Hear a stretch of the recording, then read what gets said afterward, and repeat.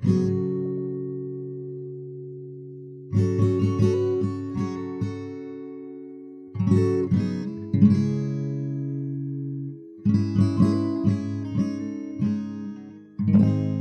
in the early days of the internet, before the internet was the internet, in fact, before apps and smartphones, before the World Wide Web, before modern email, there was ARPANET and Usenet, one of the denizens of these progenitor e-spaces, which were relegated at the time to mostly academics and scientists because of both the knowledge and the infrastructural requirements to access them, was a man commonly referred to as RMS, which were his initials and his online username. His actual name was Richard Stallman, and he began his computer-related career as a day job. He got his bachelor's degree in physics, graduating magna cum laude from Harvard in 1974, and then he became a graduate student at MIT to get his doctorate in physics. But he quit his doctorate program after a year to focus on the work that he had been doing at the MIT Artificial Intelligence Laboratory since he was an undergrad. That work at the AI lab resulted in his co-publishing a 1977 paper on an artificial intelligence truth maintenance system, basically a system that helps AIs figure out which data can be safely overwritten when new information becomes available, and which data is more or less locked in as irrefutable fact. Some of the work that he did way back then in the 70s is still used today in the world of AI programming. Now, arguably even more important than his work in the world of AI are the projects that he started in his free time as part of the 1970s and 80s computer hacker counterculture. The United States Copyright Act of 1976 made some fundamental changes to the concept of copyright in the country during this time. It was at this moment that copyright durations were adjusted so that they started when the creator of something died, rather than there being a fixed period of time after initial copyright implementation. And the concept of fair use was introduced in its early stages with this act as well. These new laws finally looped in the burgeoning world of computer software too, and that set off alarms in the world of computer scientists and hackers who were witnessing the initial splintering of their community into those who wanted to go corporate and make a fortune from their products, and those who believed that software and computers could save the world, would allow us to solve all that ails humanity. Folks who believed that it was vital to keep these tools as open and outside the world of business as possible, or at the very least to ensure businesses could not lock them down and keep these tools as private assets rather than sharing them with humanity as a whole. Stallman was horrified when software developers began to build time bombs into their code, which would essentially cause software to stop working after a specified period if the user did not pay for it within an allotted time, or if they did not pay again in the future once their license had run out.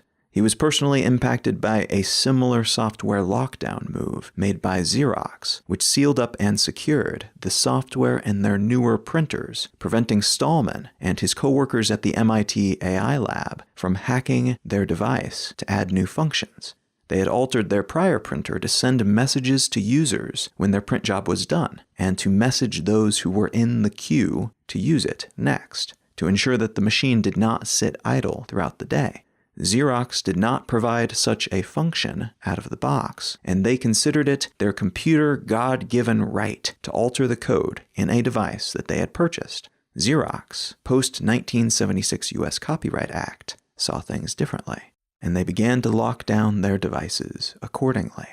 These early software lockdowns represented a sad, alarming shift to Stallman, who responded by creating free versions of software that were released with built-in time bombs. So someone would publish a proprietary locked-down text editor, and he would publish something similar for free that anyone could alter, hack, and rework to their heart's content. This continued on a case-by-case basis for several years. In 1983, though, Stallman founded the GNU, which is often pronounced GNU Project, which, fun fact, is what's called a recursive acronym. So it's an acronym that contains its own acronym.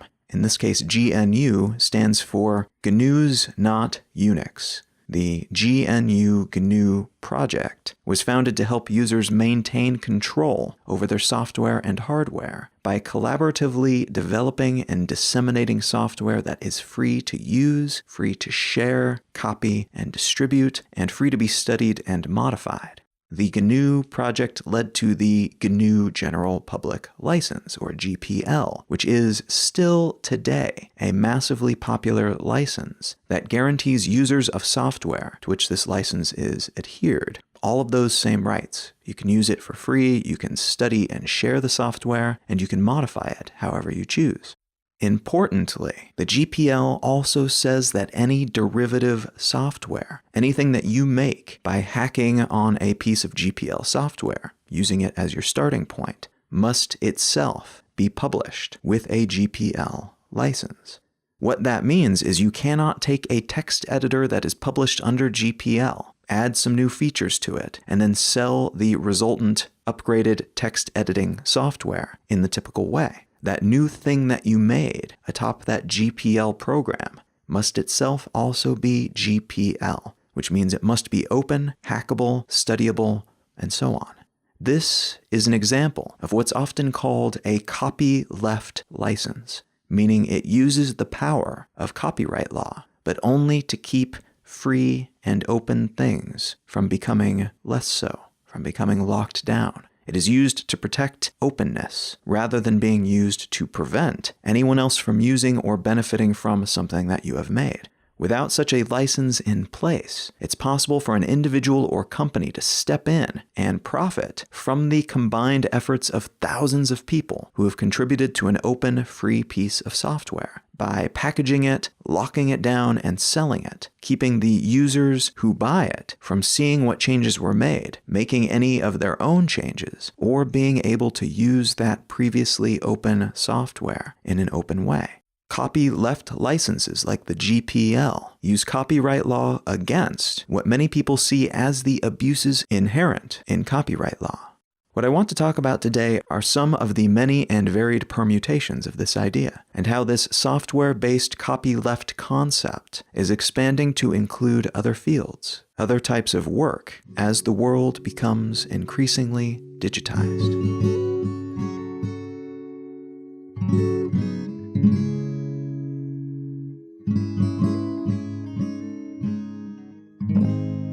You're listening to Let's Know Things. I'm Colin Wright. Let's Know Things is an independent listener-supported show. If you are enjoying what you hear, consider becoming a patron at patreon.com/letsknowthings. You can also find a list of other ways to monetarily or non-monetarily contribute at letsknowthings.com. And if you have a spare moment, consider leaving a quick review up on Apple Podcasts or wherever you get your podcasts. Those reviews help a lot more than you might suspect, especially for the time invested. And a huge thanks to everyone who has already contributed in some way, shape, or form. I appreciate that. Thank you very much. And thanks in advance if you are considering doing so in the future. All right, let's get back to the show.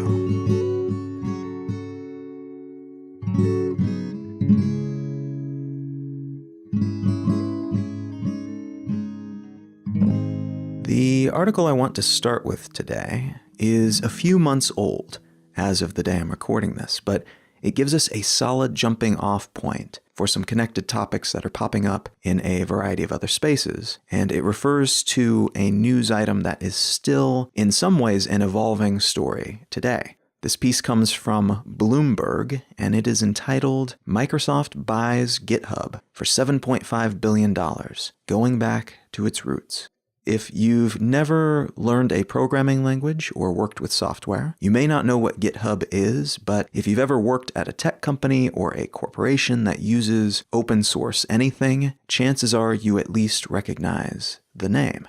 Git is a version control system built by Linus Torvalds in 2005 to assist in the development of Linux, which is an open source operating system kernel, meaning it's kind of the primary root component of an operating system, which is based on Unix. Unix was developed at Bell Labs back in the 1960s, and it led to the creation of a modality, a way of doing things with software that has been riffed upon and evolved over the years, to the point that pretty much all major and most minor operating systems today, which are run on countless devices, can point back to Unix as their shared ancestor. So we've got open source options like Linux and BSD, we've got Mac OS and iOS, which trace their lineage back to Next Step, which was based on BSD, and we've got Windows and Android and even ultra-specific operating systems like the Orbis OS that is used on the PlayStation 4. They are all backtrackable to Unix. Chances are, if you have used any kind of digital device today, you have used a Unix-descended operating system.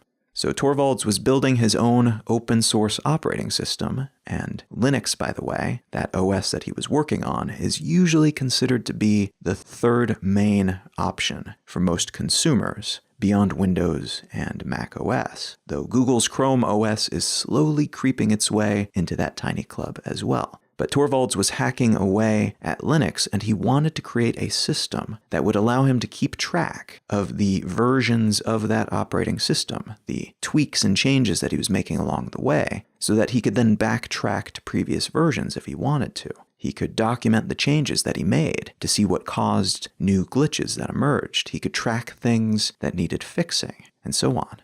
And he also wanted to ensure that this system would be something that other people could access and add to as well. So it wouldn't be just him adding glitches and bugs that needed squashing and making changes and adding features that could then be implemented into the main core trunk of the software. Part of the benefit of working collaboratively on open software is that you are usually working together with a bunch of other clever people around the world, so it was important that this system he was building would allow that kind of collaboration to happen. Git was the solution that he came up with. And like the OS that he was developing, Torvalds and the other people involved made sure that Git was open and free and hackable. Anyone who wanted to use it could use it, and for whatever purposes they cared to use it for. Git Hub was founded a few years later, in 2008, as a service predicated on Git. So to be clear, Git could still and can still be used by anyone and edited by anyone for any purpose without having to pay a cent. You can download Git, make your own edited Git system, and use it however you please. You can release it for other people to use, you can create a new version and release that, whatever you like. It's totally open. GitHub is a service that makes use of the Git system and its interfaces, its commands, its tools, which again allow multiple people to work together on a project, the infrastructure that allows the submission of changes and new versions, that allows users to branch a new iteration of a program, to create entirely new programs from one central original program. But GitHub provides the Git software as a service, so for most people, GitHub is a cheap or free way to use Git collaboratively with the millions of people on that platform, which has become something like a social network that is tied together by Git. But enterprise customers, folks who are running businesses or who want higher-end versions of that same service, of storage, of privacy, and so on, those customers are charged to use GitHub. So GitHub is a paid application of a free open piece of software. And it allows most developers to work together with each other to improve upon open software, and allows folks inside companies working on proprietary stuff to do the same internally without the rest of the world being able to see their edits and lists of bugs and so on. Now that's an ultra-simplified explanation of Git and GitHub, but the important thing to understand is that GitHub in particular has become fairly central to software developer culture, and it often serves as a sort of portfolio for developers to show off what they've made and to demonstrate how they have participated in the larger developer community. If you're trying to get a job as a programmer, you might just send your GitHub profile page to your potential employer, and they will then be able to see some of what you've built and how you built it and how you have helped refine other people's projects as well. So that gives us a bit of context for that piece in Bloomberg, which discusses the June 4th, 2018 announcement that Microsoft would be buying GitHub for $7.5 billion in stock, a deal that is expected to close by the end of 2018, once regulators have checked it out and given their okay, and which will bring GitHub under Microsoft's umbrella of assets, which includes the professional social network platform, LinkedIn, and the educational media company, Lynda, among many others. When this announcement went live, there was a lot of speculation about what it meant, what it might foretell. Some pieces focused on the fact that GitHub has been losing money for several years, despite its 2015 round of funding that valued it at about $2 billion. They've also had trouble filling top roles in the company, and despite having around 1.8 million businesses and organizations using their services, each paying around $7 to $21 per user, and despite the fact that around 28 million programmers regularly publish code on their platform, they have been unable to slow their cash burn rate. Even the rosiest interpretations of leaked financial information from 2016 showed GitHub losing around $250 million a year. But other pieces written about the deal have focused on the strange nature of this relationship and the price that is being paid for the platform. $7.5 billion is around 30 times GitHub's annual recurring revenue, which is an absolutely stunning multiplier. Consider for comparison that Microsoft spent $26 billion on LinkedIn in 2016, and that was only 7.2 times LinkedIn's revenue. And that was, at the time, considered to be a fairly inflated price. So 30 times revenue is just astounding.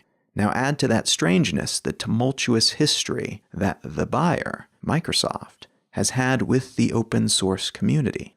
A former Microsoft CEO once said that, quote, "Linux is a cancer," end quote. And leaked documents have shown, especially in the 90s and early 2000s, many instances of the company trying to manipulate and even squash pretty much any software or standards that they did not control, or that they didn't own the rights to, including very fundamental things like HTML. Considering that stance that they've sometimes taken, and considering what GitHub represents, what it contains, and you have a basic idea of why this deal seems so unusual, and to some people even mildly unnerving. What's happening here becomes a little less opaque, though, I think, if you take a closer look at what's been happening in the world of open source lately.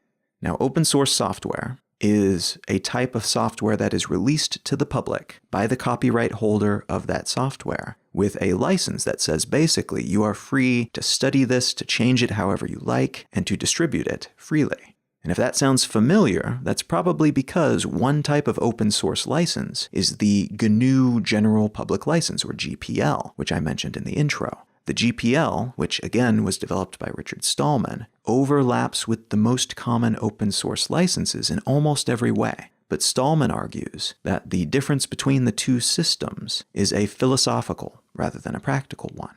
The free software movement that Stallman championed in the mid-'80s was focused on keeping software free and finding other ways to pay programmers rather than locking down the fruits of their labor and selling it in the traditional proprietary way.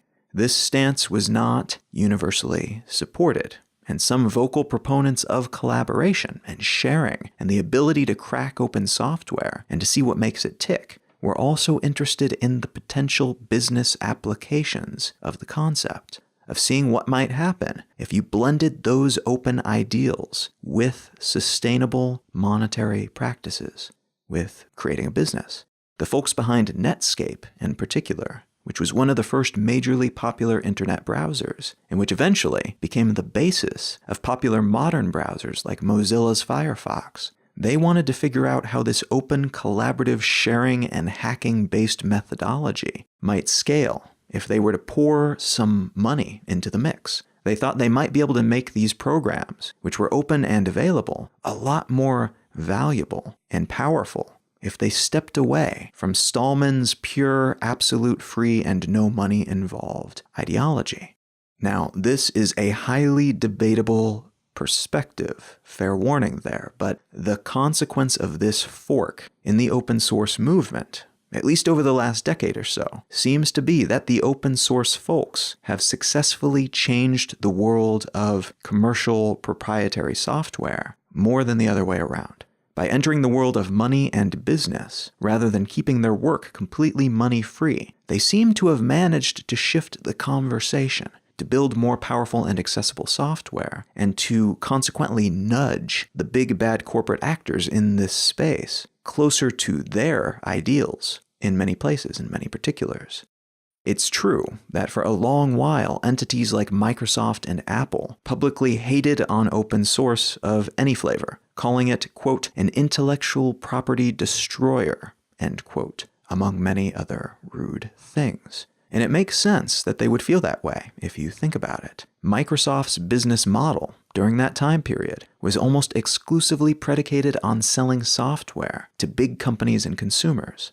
So if you're them, and your economic well-being, your very existence, is reliant on being able to keep your code secret, on keeping anyone else from messing with it, or ripping it off and releasing their own version of it, on being able to tell consumers that once they buy a copy of Windows or Excel, they can only use it once, on one computer, even though they could theoretically put it on as many machines as they like. From that perspective, the idea of open source is borderline sacrilegious. These hippies were telling them to give away the farm, to give up their riches and success, all for some kind of ideological end goal that the corporate world did not share. Over the last 10 years or so, though, the business model behind software has shifted significantly. Companies have realized that subscription-based business models make a lot more sense for things like software, and that by locking customers in to paying $200 a year instead of $500 just once for one version of their software, they can then afford to handle issues with their product faster. They can iterate more incrementally, and they can keep customers paying them steadily over time, year after year, rather than just once and then having to win them back. Corporations have, in essence, converted software from a product into a service. You do not buy something just once. You subscribe to a service that gives you access to that product, and then you keep paying them over time if you want to continue being able to access it. There were a lot of technologies that allowed this model to emerge and flourish. It's not a new idea, but it was a lot less viable to implement back in the day, when you had to get software on CDs or other types of physical media. The internet was not powerful enough to transmit gigabytes worth of data to individuals back then, which limited severely the types of things that could be distributed electronically. As high-speed internet became more widely available, though, it became possible to not just download Microsoft Word once, but instead to update it daily if you wanted to. Even the chunkiest of software updates can now be broadcast via this medium relatively quickly and reliably and inexpensively to anyone around the world. Knowing about that shift in delivery mechanisms, the transition of Microsoft from open source hater to open source platform purchaser, might make a little more sense. A previous iteration of the company was existentially threatened by the idea of having millions of hackers cracking open their digital goods and tinkering around with them. But the modern Microsoft and the modern version of many other mega corporations are not just comfortable with that idea. They kind of sort of rely upon it. Or said another way, someone opening up their software and looking at their source code is no longer such a big deal, because preventing access is no longer their prime economic directive. Providing services that grant convenient access to that software is. And that software can evolve faster if they open up parts of it to independent hacking. And they can make more money if they use those same service channels to provide other software, stuff that they did not create as well. Owning GitHub does not mean that Microsoft owns all the effort of all the people who share their work on that platform. But owning that kind of space could give Microsoft a huge advantage in some of their most important profit centers, like the aforementioned delivering software as a service. And worrying about those particular profit centers is probably smart because it's in those spaces that they are competing with the likes of Google and Amazon and Apple, not to mention the thousands of smaller companies, both foreign and domestic, that are trying to take a sip of their milkshake. GitHub is just one of many platforms offering up cheap and intuitive Git access, for instance.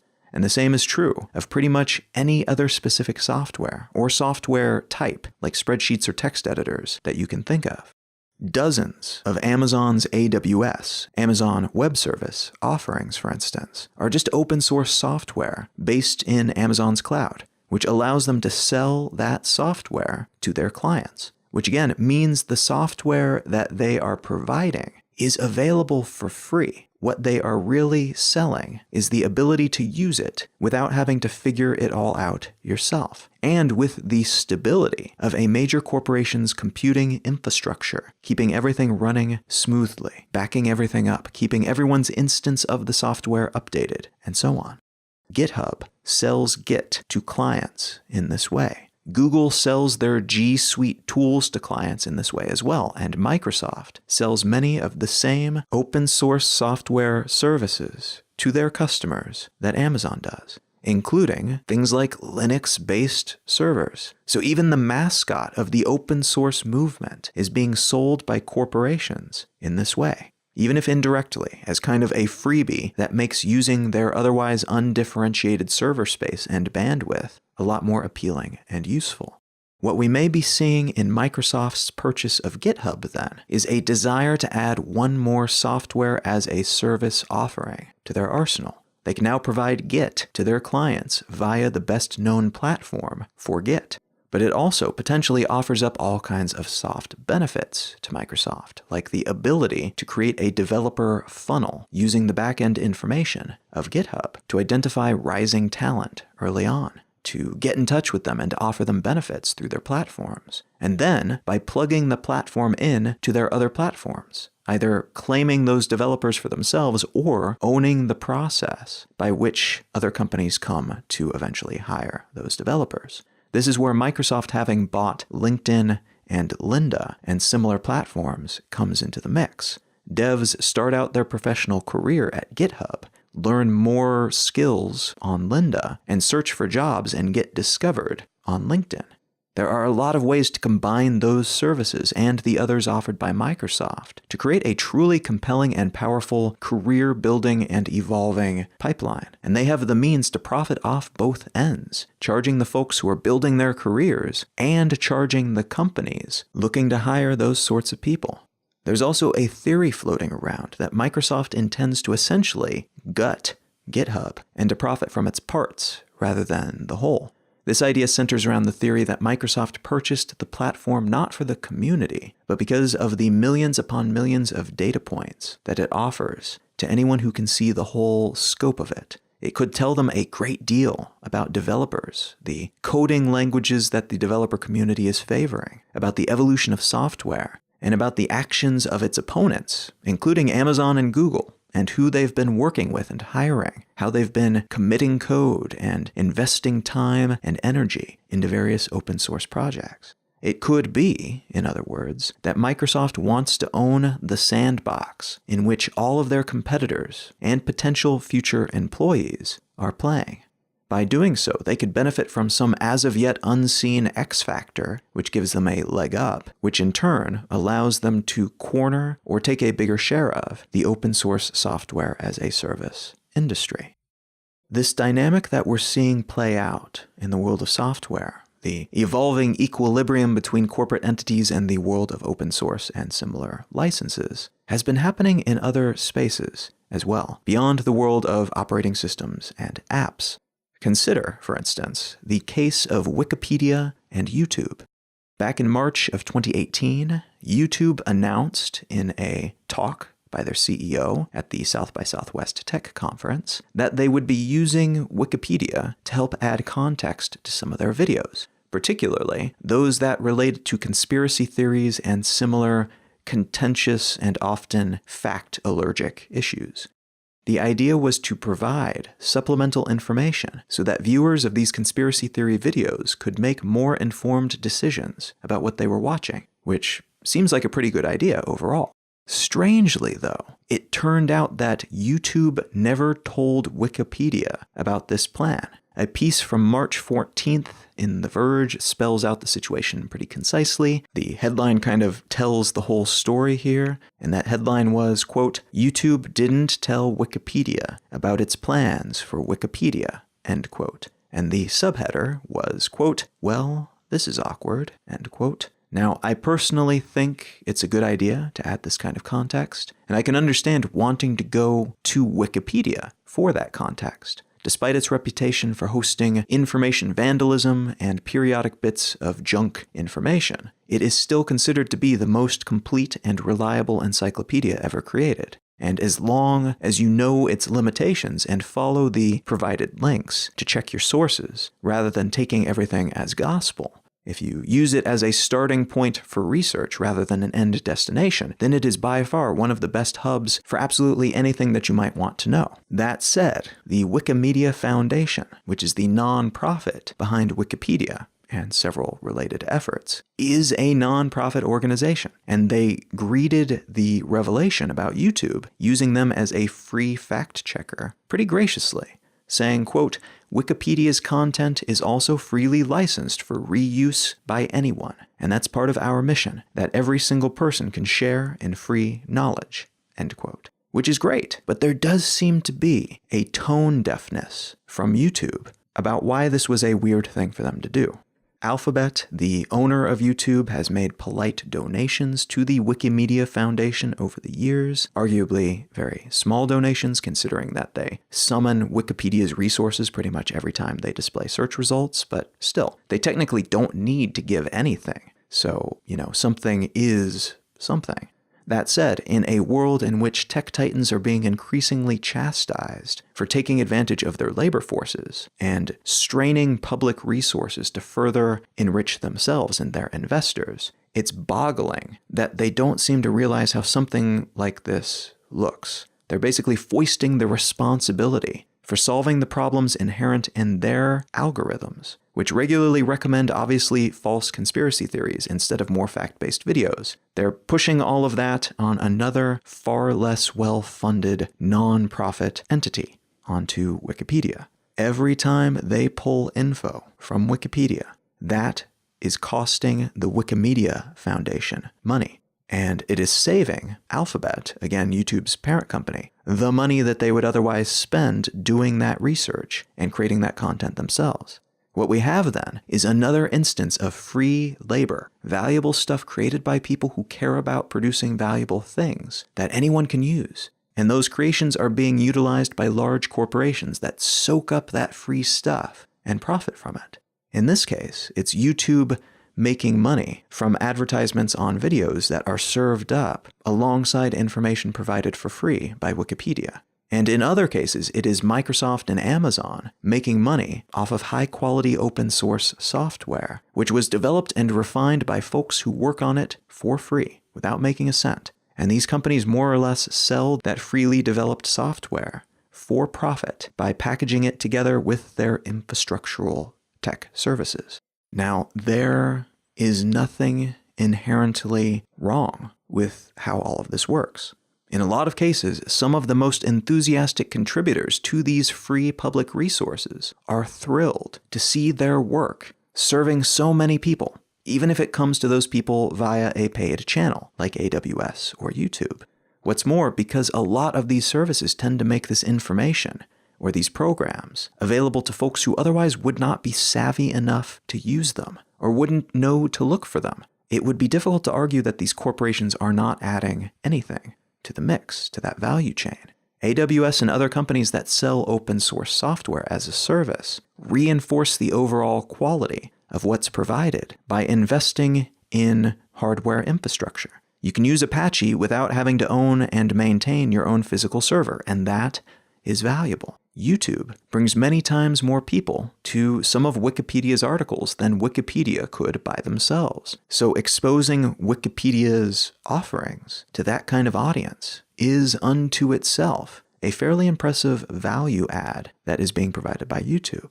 That said, there is work to be done when it comes to licensing structures and ensuring that what amount to common resources like Wikipedia are not overstrained by these tech giants, resulting in a sort of tragedy of the commons situation, where the overall network slows down and all of us have more trouble accessing this free, shared, collaborative encyclopedia so that YouTube can save some money on hiring fact-checkers.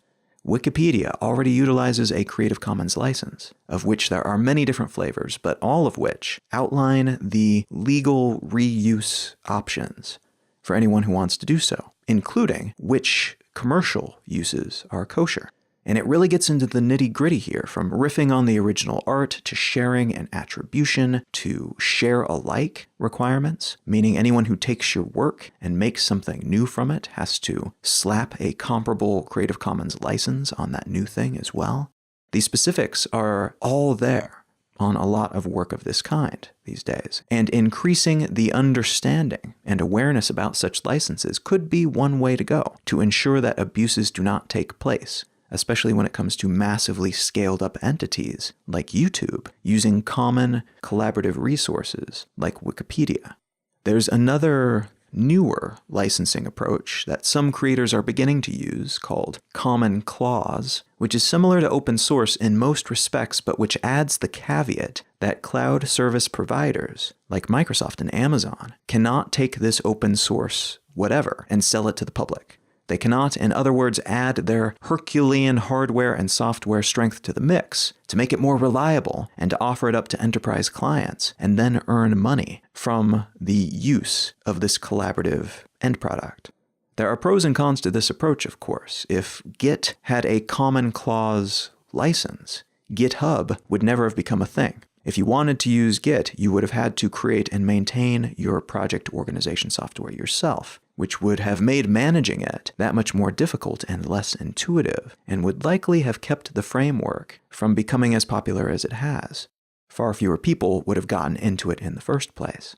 On the other hand, the Common Clause license language can also keep Amazon from hijacking the development of open source software and selling it to their clients, while the folks who built that software and made edits to it over the years for free get nothing.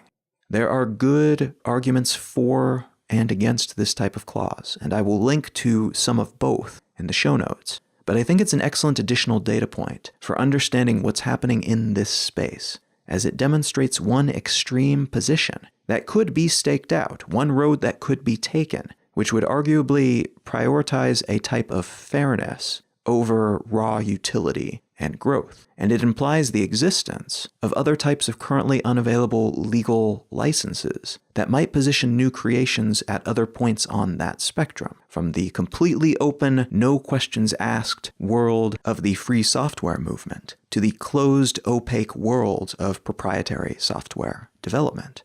And again, while many of these licenses currently only apply, at least in practice, to software, it seems likely that we will see the same drifting over into other digital products as well, into books and music and games and websites and visual art and films. Some of these licenses, like Creative Commons, already have multimedia applications, but I'm guessing that we will see more and more refined variations in the coming years as we continue to debate who should make money from what, how to pay the people who create things in a world in which tangible scarcity is no longer a real limiting issue in most cases, and what alternatives might exist, and how those alternatives might benefit or harm the very societies in which these creators live.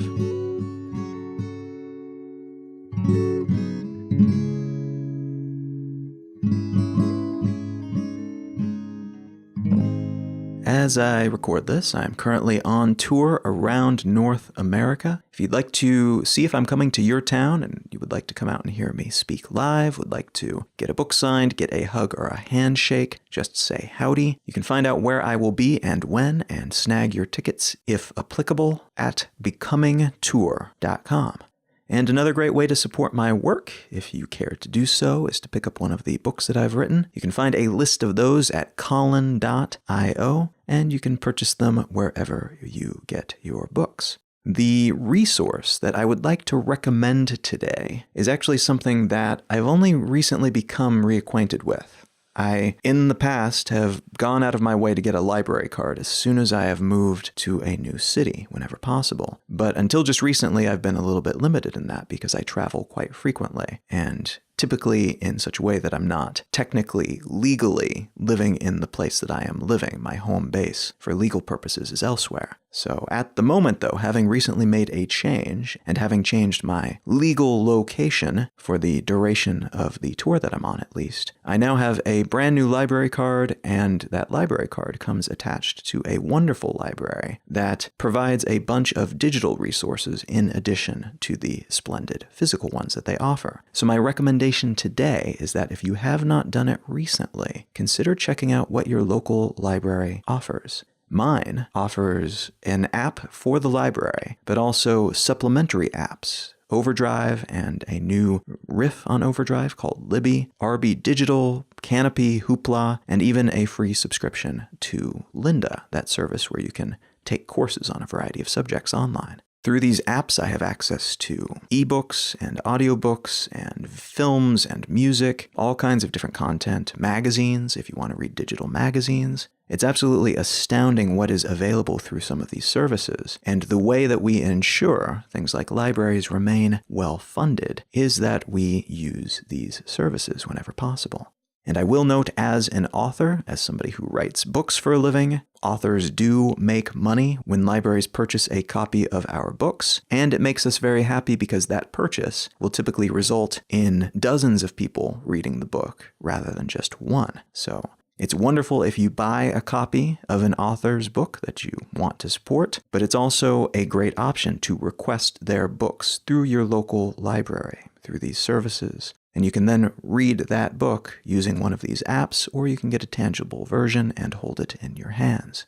So wherever you happen to be, whether or not you've ever been to the library before, I would enthusiastically recommend that you check out what's available, support your local library, and take a look at what's been happening in this space of late. It is really, really cool, the options that they have available these days. And if you're anything like me and you spend vast sums of money on books and such, you may be able to spend slightly less vast sums of money as a consequence of using some of these apps to supplement your book habit. You can find out more about me and my work at colin.io. You can find the show notes for this episode and every episode of the podcast at letsknowthings.com. You can find my blog at exilelifestyle.com, and you can find more details about the speaking tour that I'm currently on at becomingtour.com. Feel free to reach out and say hello on Instagram or Twitter or whatnot. I am at Colin is my name. Thank you so very much for listening. I am Colin Wright, and I will talk to you again next week.